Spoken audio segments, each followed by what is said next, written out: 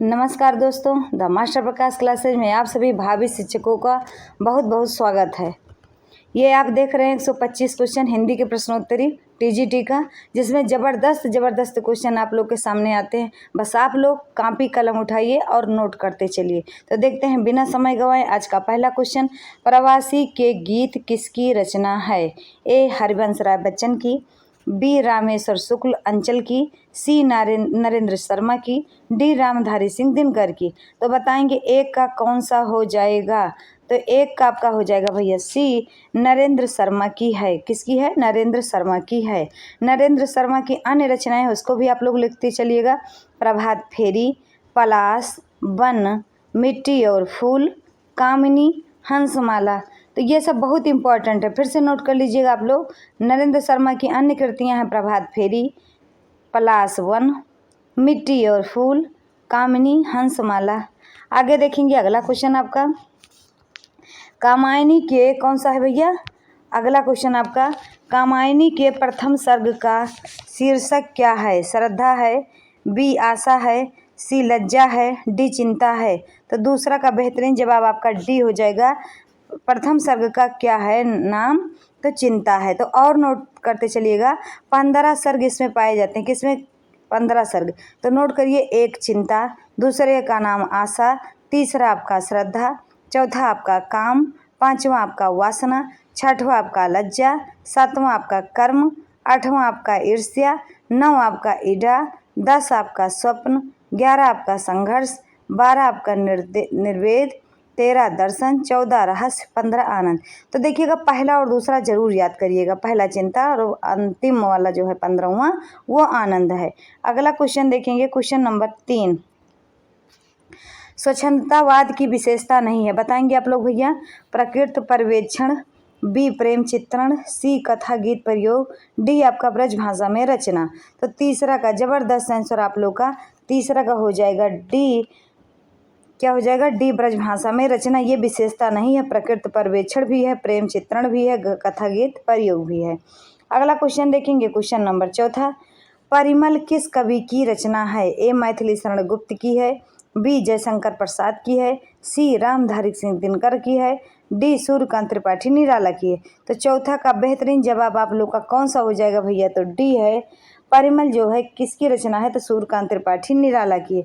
तो सूर्यकांत त्रिपाठी निराला की है, लिख लीजिएगा। और रचना इनकी अनामिका, गीतिका, तुलसीदास, राम की शक्ति पूजा, ये सब आप नोट करते चलिएगा। मैथिली शरण गुप्त की कुछ इंपॉर्टेंट लिख लीजिएगा आप लोग जो पूछे गए हैं।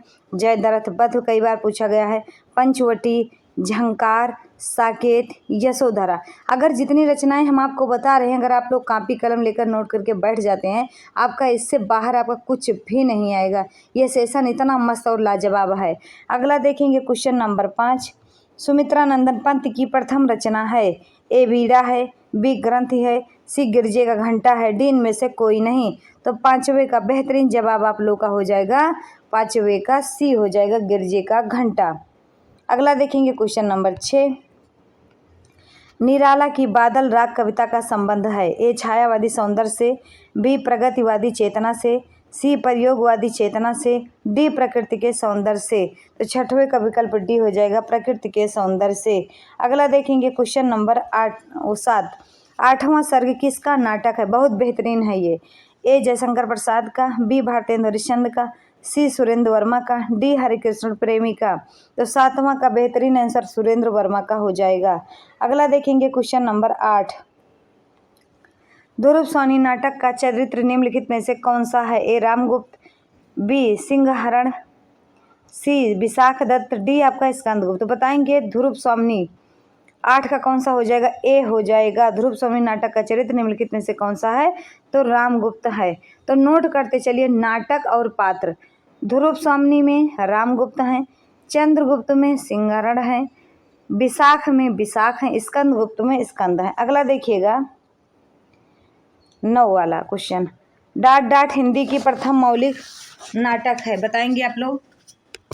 डांट डांट हिंदी की प्रथम मौलिक नाटक हैं? आनंद रघुनंदन, बी नील देवी, सी अंधेर नगरी, डी आपका प्रहलाद चरित।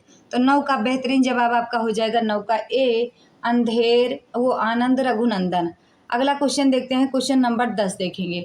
हमारी यात्रा के यात्रा वृत्तांतकार हैं, बताइएगा आप लोग। भगवान दास वर्मा जी, कल्याण चंद्र, लोचन प्रसाद पांडे और यशपाल जैन। तो बताएंगे 10 का कौन सा हो जाएगा भैया? 10 का सी हो जाएगा। हमारी यात्रा वृत्तांत के लेखक लोचन प्रसाद पांडे हैं। अगला देखेंगे क्वेश्चन नंबर 11। कौन सा भैया? Question number 11। भारतेंदु ने अपने किस नाटक को नाट्य रासक व लास्य रूपक कहा है? विशस्य विषम औषधम को, बी नील देवी को, सी अंधेर नगरी को, डी आपका भारत दुर्दशा को।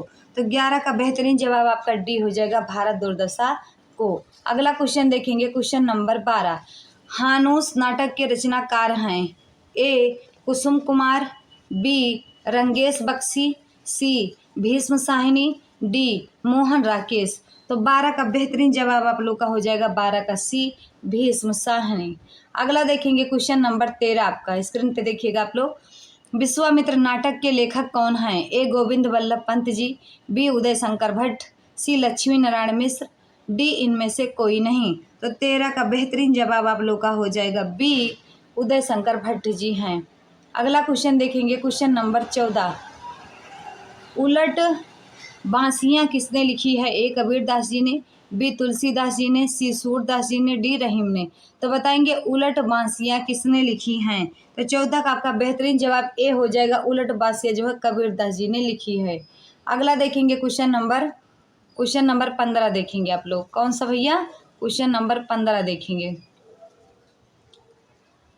कबीर की भाषा के संदर्भ में कौन सा वाक्य गलत है? ए भाषा में खरापन है, बी कहीं कहीं भाषा गंवारू लगती है, सी साहित्यिक कोमलता है, डी भाषा में अक्खड़पन है। तो बताएंगे कौन सा विकल्प सही है आपका? गलत है।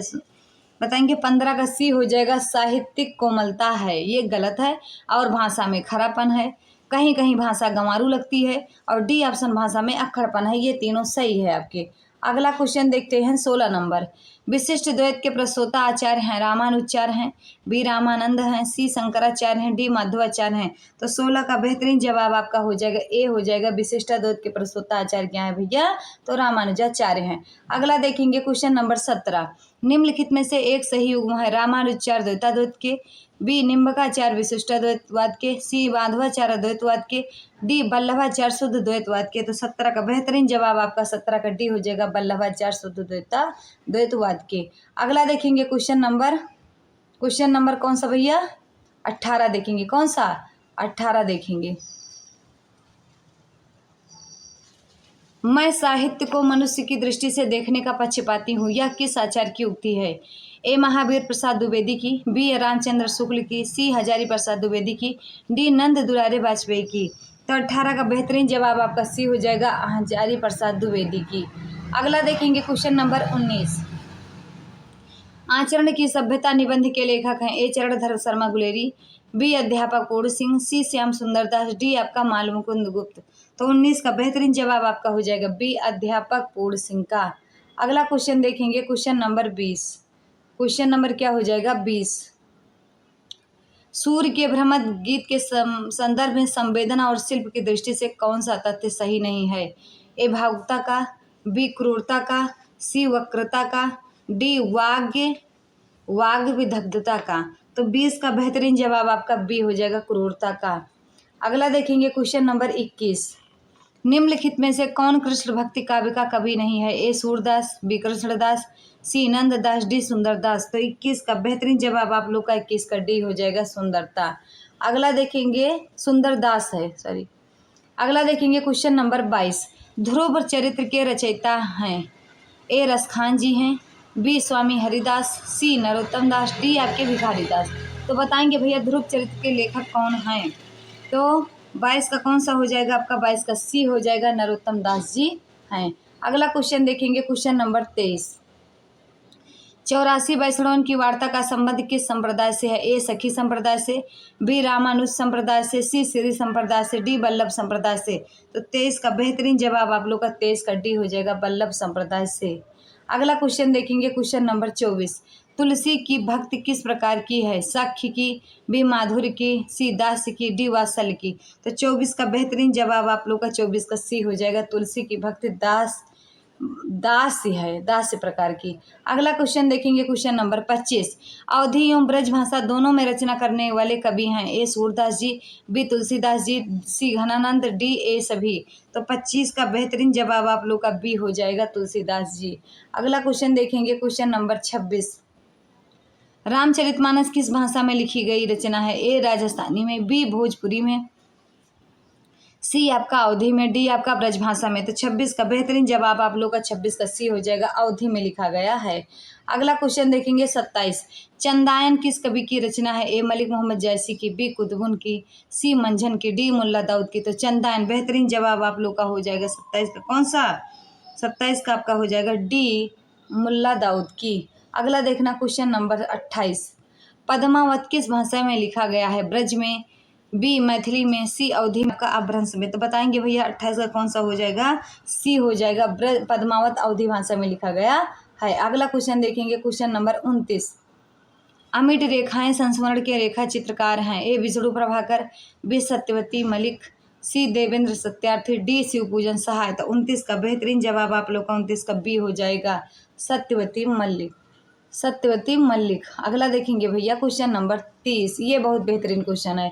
गेहूं और गुलाब की रचना किस विधा में की गई है? ए उपन्यास में, बी कहानी में, सी नाटक में, डी इनमें से कोई नहीं। तो 30 का बेहतरीन जवाब आप लोग का हो जाएगा डी इनमें से कोई नहीं। अगला क्वेश्चन देखेंगे, क्वेश्चन नंबर 31। निम्नलिखित में से कौन सा कवि रीतबद्ध परंपरा में है? बिहारी लाल, बी घनानंद, सी मतीराम, डी आपका आलम। तो 31 का बेहतरीन जवाब आप लोग का सी हो जाएगा, मतीराम। अगला देखेंगे क्वेश्चन नंबर 32। घनानंद किस वर्ग के कवि हैं? ए रीत सिद्ध के, बी रीत मुक्त के, सी रीत सिद्ध के, डी आपका छायावादी। तो बताएंगे 32 का बेहतरीन जवाब बी हो जाएगा, घनानंद जो है रीत मुक्त काव्य के हैं। अगला क्वेश्चन देखेंगे, अगला क्वेश्चन देखेंगे भैया कौन सा है? 33 नंबर। कौन सा?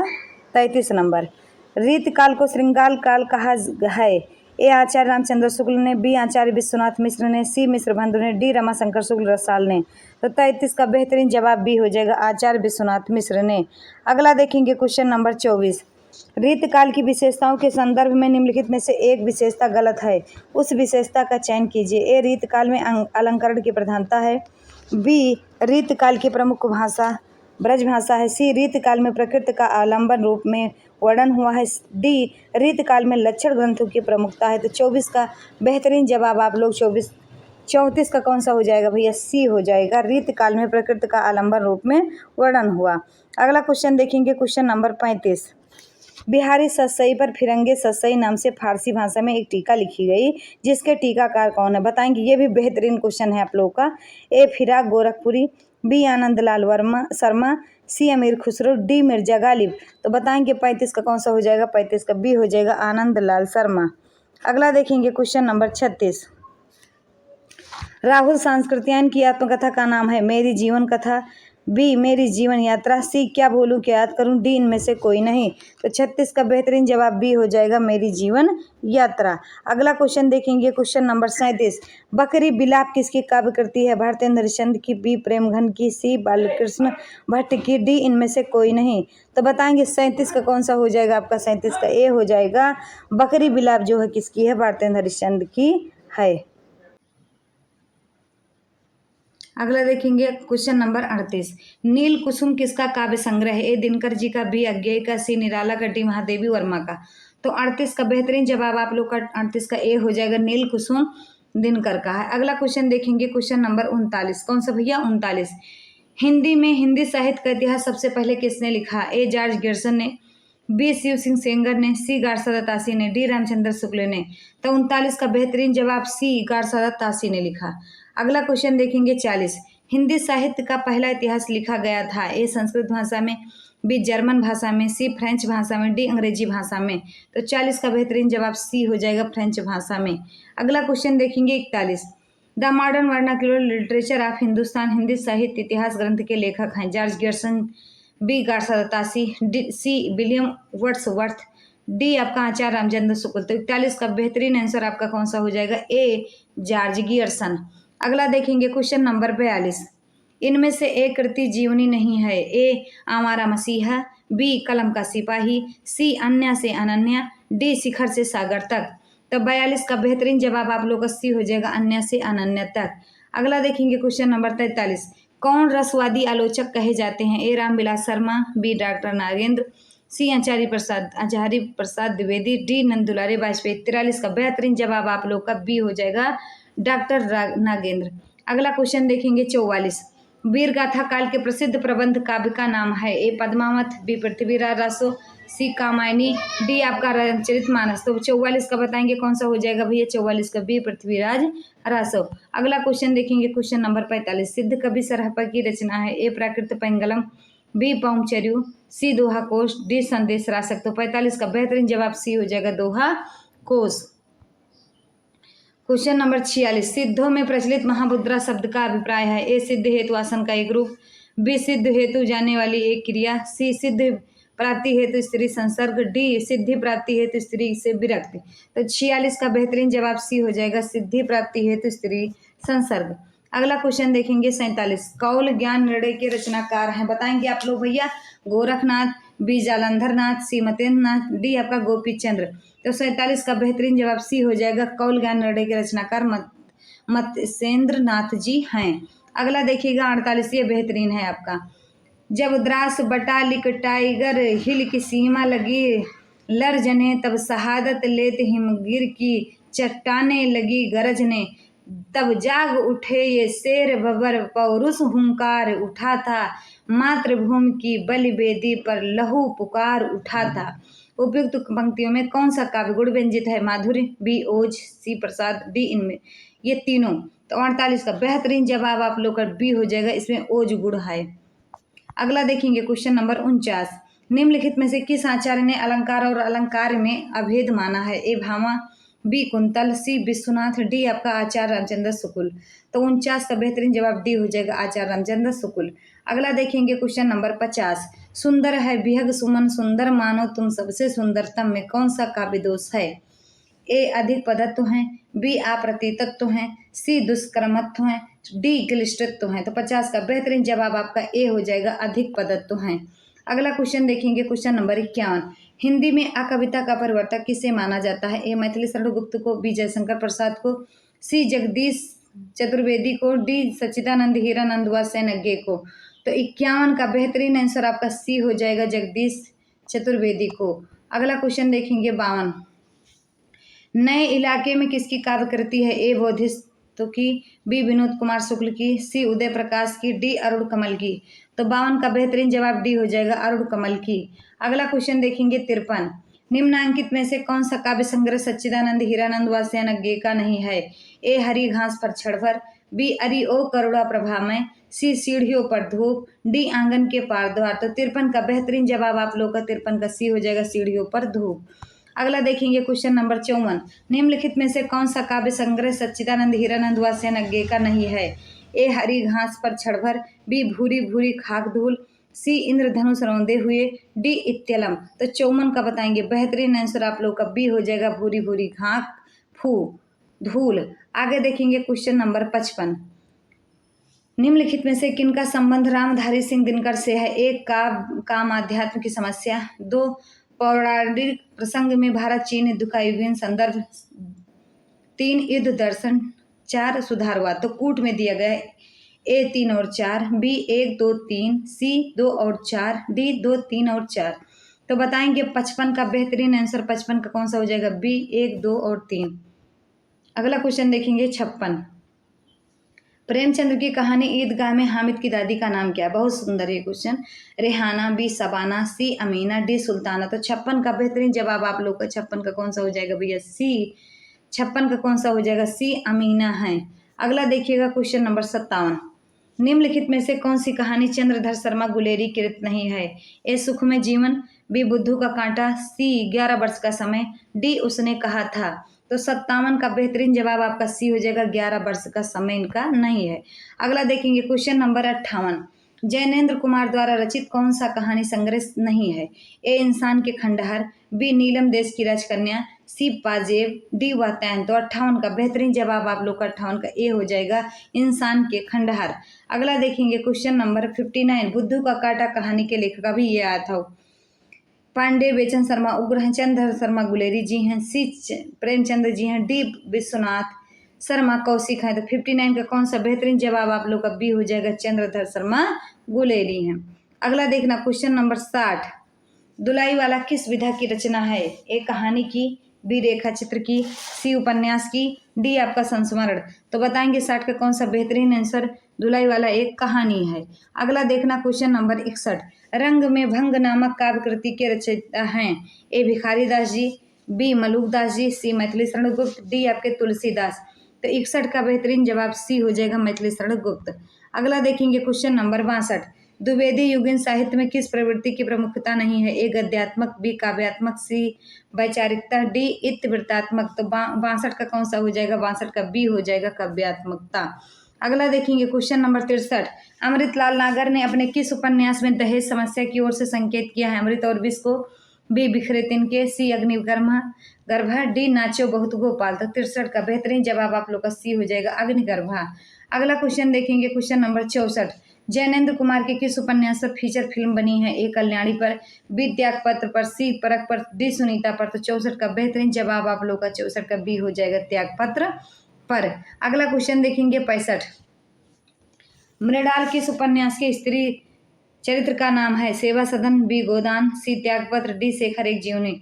तो 65 का बेहतरीन जवाब सी हो जाएगा, त्यागपत्र। अगला देखेंगे क्वेश्चन नंबर 66, मैलांचल में किस गांव की जीवन गाथा है? ए मेरीगंज, बी गौरीगंज, सी सिरसीगंज, डी हजरतगंज। तो बताएंगे 66 का कौन किसका है? तो ए मेरीगंज का, ए ऑप्शन है। अगला देखिएगा क्वेश्चन नंबर 67, निम्नलिखित में से कौन सा उपन्यास यशपाल द्वारा रचित नहीं है? ए दादा कामरेड, बी पूर्वा पर, सी अमिता, डी झूठा सच। तो 67 का बताएंगे कौन सा हो जाएगा भैया, बी पूर्व पर। अगला देखना क्वेश्चन नंबर 68, टोपी शुक्ला के लेखक हैं? ए श्रीलाल शुक्ल, बी राही मासूम रजा, सी मोहन राकेश, डी आपके मन्नू भंडारी। तो 68 का बेहतरीन जवाब आप लोग का बी हो जाएगा, राही मासूम रजा।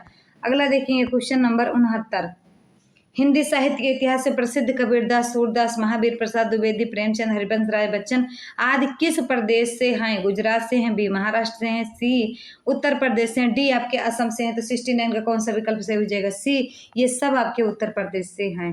अगला क्वेश्चन देखेंगे 70, उत्तर प्रदेश में कौन सी भाषा नहीं बोली जाती? ब्रज भाषा, बी कन्नौजी, सी अवधी, डी पहाड़ी। तो 70 का बेहतरीन जवाब आपका हो जाएगा, पहाड़ी। अगला क्वेश्चन देखेंगे क्वेश्चन नंबर 71, हिंदी भाषा को कौन सी लिपि में लिखा जाता है? गुरुमुखी लिपि में, बी बंगाली लिपि में, सी देवनागरी लिपि में, डी आपका तमिल लिपि में है। तो 31 का सी हो जाएगा, बहुत बेहतरीन, देवनागरी लिपि में। अगला क्वेश्चन देखेंगे क्वेश्चन नंबर 72, निम्न में से कौन सी बोली उत्तर प्रदेश की नहीं है? ए मेवाती, बी कन्नौजी, सी भोजपुरी, डी आपका ब्रज। तो 72 का बताएंगे भैया, तो 72 का कौन सा हो जाएगा भैया, ए हो जाएगा, मेवाती। अगला क्वेश्चन देखेंगे 73, भारतीय संविधान में हिंदी भाषा को मान्यता कब प्रदान की गई? ए 14 सितंबर 1949 को, बी 15 सितंबर 1949 को, सी 14 सितंबर 1950 को, डी 15 सितंबर 1950 को। तो 73 का बेहतरीन आंसर आप लोग का ए हो जाएगा, 14 सितंबर 1949 को। अगला देखेंगे 74 नंबर, हिंदी खड़ी बोली किस अपभ्रंश से विकसित हुई है? ए मागधी से, बी सौरसेनी से, सी ब्राचड़ से, डी अर्धमागधी से। तो 74 का बेहतरीन जवाब आप लोग का 74 का बी हो जाएगा, सौरसेनी। अगला क्वेश्चन देखेंगे क्वेश्चन नंबर 75, जिस व्यंजन ध्वनि के उच्चारण के समय स्वर यंत्रियों में कंपन होता है, उच्चारण स्थान के आधार पर ध्वनियों के वर्गीकरण में उसका क्या स्थान है? मूर्धन्य है, बी वर्ष है, सी काकल्य है, डी कंठ है। तो 75 का बताएंगे बेहतरीन जवाब आप लोग को 75 का सी हो जाएगा, काकल्य ध्वनि उसे कहते हैं। अगला क्वेश्चन देखेंगे 76, ला और सा का उच्चारण स्थान बताइए। तो हम आपको बताते चले, ऋतुल सा नाम दंता होता है, तो इसका उच्चारण स्थान दांत हो जाएगा। अगला क्वेश्चन देखेंगे 77, ये भी बहुत खतरनाक क्वेश्चन है, स्वरों का उच्चारण व्यंजनों की सहायता से होता है, अनुस्वार की सहायता से होता है, अनुनासिक की सहायता से होता है और बिना किसी सहायता से होता है। तो क्या हो जाएगा, डी ऑप्शन आपका। अगला क्वेश्चन देखेंगे 78, धूरी भरे अतिशोभित श्याम जो जैसी बनी सिर सुंदर चोटी, खेलत खात फिरे अंगना पग पैजनी पांजत पीरी का छोटी। उपयुक्त पंक्तियों में कौन सा रस है? हास्य रस है, बी भयानक रस है, सी वात्सल्य रस है, डी शांत रस है। तो 78 का सी हो जाएगा, वात्सल्य रस। अगला देखेंगे 79, रस निष्पत्ति की दृष्टि से भक्ति रस का आलंबन निम्नलिखित में से कौन नहीं हो सकता? ए देवता, बी पुत्र, सी गुरुजन, डी आपके ईश्वर। तो 79 का बेहतरीन जवाब आपका बी हो जाएगा, पुत्र। अगला देखना क्वेश्चन नंबर 80, हाहाकार हुआ क्रंदन में कठिन ब्रज होते थे चूर। पंक्ति में रस है, बीभत्स है, बी भयानक है, सी शांत है, डी आपके करुण है। तो बताएंगे 80 का बेहतरीन जवाब बी हो जाएगा भयानक। अगला देखेंगे क्वेश्चन नंबर 81। बन बितान रवि सस दिया फल भग सलिल प्रवाह अमन सेज पंखा पवन अब न कछु परवाह। उपयुक्त पंक्तियों में कौन सा रस है? रौद्र रस है, बी अद्भुत रस है, सी शांत रस है, डी आपका भक्त रस है। तो 81 का सी हो जाएगा शांत रस। अगला क्वेश्चन देखेंगे 82। किस रस में प्रायः किसी असाधारण या अस्वाभाविक बात का वर्णन होता है? ए वीर रस का, बी शांत का, सी भयानक का, डी आपका अद्भुत रस का। तो 82 का कौन सा हो जाएगा? डी। अगला क्वेश्चन देखेंगे 83 होगा। एक और अजगर लखी एक और मृगराय बिकल बटोही बीच ही परो मूर्छा खाए। उपयुक्त पंक्तियों में कौन सा रस है? ए वीर रस है, बी भयानक रस है, सी रौद्र रस है, डी आपका वात्सल्य रस है। तो बताएंगे मूर्छा खा के गिर पड़ा तो डर के हमारे भयानक रस है। अगला क्वेश्चन देखेंगे 84। निम्न में से कौन सा शब्दालंकार नहीं? ए श्लेष है, बी यमक है, सी अतिशयोक्त, डी आपका अनुप्रास है। तो बताएंगे शब्दालंकार नहीं है। तो 84 का कौन सा हो जाएगा? तो 84 का हो जाएगा आपका सी अतिशयोक्त। अगला देखेंगे क्वेश्चन नंबर 85। निम्न चौपाई में कौन सा अलंकार है? बिनु पद चले सुने बिनु काना कर बिनु करें कर्म करें विधनाना। ये विरोधाभास अलंकार है, बी अन्वय अलंकार है, सी रूपक अलंकार है, डी आपका विभावना। तो 85 का बेहतरीन जवाब आप लोग का हो जाएगा 85 का कौन सा? डी विभावना अलंकार। अगला देखेंगे क्वेश्चन नंबर 86। गोरे मुख पर श्याम तिल लागत अति अभिराम मानो चंद बिछाई के पौड़े सालग राम। उपर्युक्त पंक्तियों में कौन सा अलंकार है? ए उत्प्रेक्षा अलंकार है, बी अतियुक्ति है, सी रूपक है, डी आपका श्लेष है। तो 86 का बेहतरीन जवाब आप लोग का ए हो जाएगा उत्प्रेक्षा। अगला देखना क्वेश्चन नंबर 87। किस छंद में 28 मात्राएं होती हैं और यति 16-12 मात्राओं पर होती है? ए हरगीतका में, बी उल्लाला में, सी सोरठा में, डी आपका रोला में। तो 87 का बेहतरीन जवाब आपका ए हो जाएगा हरगीतका में। अगला देखेंगे 88। सोरठा के विषम चरणों में कितनी मात्राएं होती हैं? ए 13, बी 11, सी 9, डी 15। 88 का बेहतरीन जवाब आपका बी हो जाएगा 11। 89। रावण रथ बिरथ रघुवीरा देख विभीषण भयों अधीरा अधिक प्रीत मनभा संदेशा बंदी चरण कहा सहित स्नेहा। ए चौपाई है, बी बरवे है, सी सोरठा है, डी रोला है। तो बताएंगे 89 का बहुत सुंदर जवाब आपका ए हो जाएगा चौपाई है ये।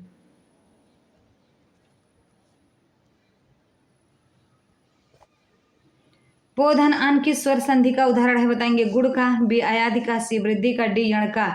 तो बताएंगे 90 का कौन सा हो जाएगा भैया? 90 का बी हो जाएगा, ये अयादि का है, बनेगा पवन। अगला देखेंगे 91। विपद धन जल बराबर विपद जाल में कौन सी संधि? ए स्वर संधि है, बी व्यंजन संधि है, सी वृद्ध संधि है, डी गुण संधि है। तो 91 का कौन सा हो जाएगा भैया? बी व्यंजन संधि है। अगला देखेंगे क्वेश्चन नंबर 92। महेंद्र का संधि विच्छेद होगा? ए महाधनेन्द्र, बी महधनेन्द्र, सी महिधनेन्द्र, डी महेधनेन्द्र। तो ए विकल्प सही हो जाएगा, इसमें गुण संधि है। अगला देखेंगे क्वेश्चन नंबर 93। राज दरबार में कौन सा समास है? बेभाव समास, तत्पुरुष समास, सी द्वंद्व समास, डी द्विगु। तो राजा का दरबार तत्पुरुष समास है। अगला देखेंगे 94। यथा संभव में कौन सा समास है भैया? तो जहां यथा उपसर्ग लगा हो वहां आपका कौन सा समास? अब बेभाव समास, डी ऑप्शन। चिराग तले अंधेरा लोकोक्ति का उपयुक्त अर्थ है अपने आसपास की परवाह न करना, जहां जरूरी हो वहीं उजाला करना, दूसरे लोगों का ध्यान रखना, डी निकट के दोस्त को ना देखना। तो 95 का कौन सा हो जाएगा भैया? डी हो जाएगा निकट के दोस्त को ना देख पाना। अगला देखेंगे क्वेश्चन नंबर 96। आसमान से गिरा खजूर पर अटका लोकोक्ति का उपयुक्त अर्थ है? ए बाधा मुक्त होना, बी एक नई मुसीबत में पड़ना, सी मुसीबत ही मुसीबत, डी मुसीबत में किसी का सहारा मिलना। तो 96 का कौन सा हो जाएगा भैया? बी एक नई मुसीबत में पड़ना। अगला देखेंगे क्वेश्चन नंबर 97। किनारे लगना मुहावरे का उपयुक्त अर्थ है बताना? ए किसी कार्य का समाप्त होना, बी डूबने से बचना, सी लहरों द्वारा किसी वस्तु को किनारे फेंकना, डी नदी पार करने में असफल होना। तो 97 का बेहतरीन जवाब ए हो जाएगा किसी कार्य का समाप्त होना। अगला देखेंगे क्वेश्चन नंबर 98। निम्नलिखित में से कौन सा शब्द तद्भव नहीं है? ए धरती, बी दीपावली, सी नेवला, डी आपका नाच। तो 98 का बेहतरीन जवाब आपका बी हो जाएगा दीपावली नहीं है। अगला देखेंगे क्वेश्चन नंबर 99। संस्कृत में हिंदी में प्रयुक्त मूल शब्द से वर्तमान अस्थायी तद्भव रूप तक पहुंचाने के मध्य में संस्कृत के अशुद्ध या टूटे फूटे स्वरूप में प्रयुक्त होने वाले शब्द क्या कहलाते हैं बताएंगे भैया। ए तत्सम कहलाते हैं, बी विदेशी कहलाते हैं, सी देशज कहलाते हैं, डी अर्ध तत्सम कहलाते हैं। तो 99 का बेहतरीन जवाब डी हो जाएगा, अर्ध तत्सम कहलाते हैं। अगला क्वेश्चन देखेंगे 100। निम्नलिखित में से कौन सा शब्द तत्सम है। ए माँ, बी मछली, सी केला, डी अमूल्य। तो 100 का बेहतरीन जवाब आपका डी हो जाएगा, अमूल्य। अगला देखिएगा क्वेश्चन नंबर 101। अनिश्चय सर्वनाम का पदान कारक में बहुवचन होगा। किसी से, किन से, किन्हीं से, किन को। तो 101 का बेहतरीन जवाब आप लोग का सी हो जाएगा, किन्हीं से। अगला क्वेश्चन देखना 102 में प्रेरणार्थक क्रिया है समझाना, बी बुलवाना, सी बैठना, डी सुनना। तो बस 102 का क्या हो जाएगा भैया, बी बुलवाना। अगला 103 कौन सा भैया, 103 मध्यम पुरुष का उदाहरण है मैं, बी तुम, सी वह, डी वह। तो 103 का बेहतरीन आंसर बी हो जाएगा, तुम। अगला देखेंगे क्वेश्चन नंबर 104।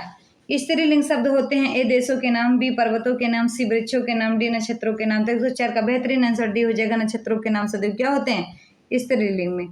105 निम्न विकल्पों में से पुल्लिंग शब्द कौन सा है। पक्षी, रास, चील, कुर्सी। तो बताएंगे 105 का बेहतरीन जवाब ए हो जाएगा, पक्षी है। अगला देखेंगे क्वेश्चन नंबर 106।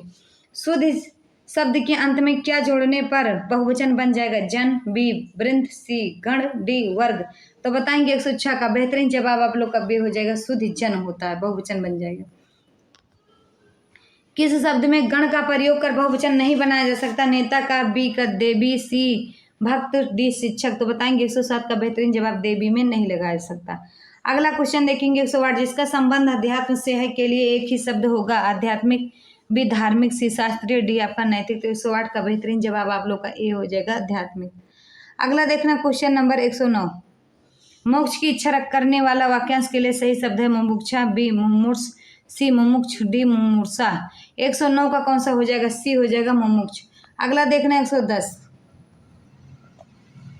उपकार को ना मानने वाला वाक्यांश के लिए सही शब्द कृतज्ञ, बी उपकारी, सी कृतज्ञ, डी अपकारी। तो बताएंगे 110 का कौन सा हो जाएगा, ए कृतज्ञ। अगला देखना 111। निष्कपट शब्द में उपसर्ग है। निस, बी निस, सी निस, डी निस। तो बताएंगे 111 का बेहतरीन जवाब आप लोग 111 का सी हो जाएगा, निस। अगला देखेंगे क्वेश्चन नंबर 112। मौसम में आर्द्रता छाई हुई है। रेखांकित शब्द का विलोम शब्द क्या है। आर्द्र, बी गीला, सी शुष्क, डी सूखा। तो 112 का बेहतरीन जवाब सी हो जाएगा, शुष्क। अगला देखिएगा क्वेश्चन नंबर 113। विलोम शब्दों के अनुचित जोड़े को पहचानिए। ए लभ्य अलभ्य, बी श्लेष अशेष, सी शिष्ट परिशिष्ट, डी शीर्ष तल। तो 113 का बेहतरीन जवाब सी हो जाएगा, शिष्ट का परिशिष्ट। अगला देखेंगे क्वेश्चन नंबर 114।